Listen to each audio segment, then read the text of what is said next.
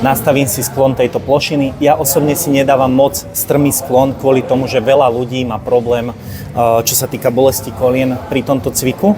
Ak si v poriadku, môžeš si dať trošku prúčí sklon, vtedy budeš viac cítiť tie predné stehna. Hej? Tak. Zasunieš sa sem, chodidla. Ja osobne volím cca rozostúpenie na šírku bedier. Nedávam si tu tie nohy na širšie, ani špičky nevytáčam smerom do strán, nehávam ich rovno.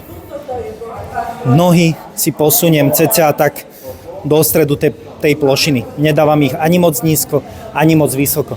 Samozrejme závisí od toho, akú časť tých stehien chcem zapojiť. Ak ich chcem zapojiť trošku tak viac vo všeobecnosti, tak volím takýto postoj. Ak by som ich chcel zapojiť viac tie predné stehna, tak vtedy tie nohy posúvam nižšie. Ak by som chcel zapojiť viac zadné stehna, posúvam ich zase vyššie a tlačím to viac cez päty. Takže chodidlá dám cca do stredu. Tu sa chytím a idem pekne dole.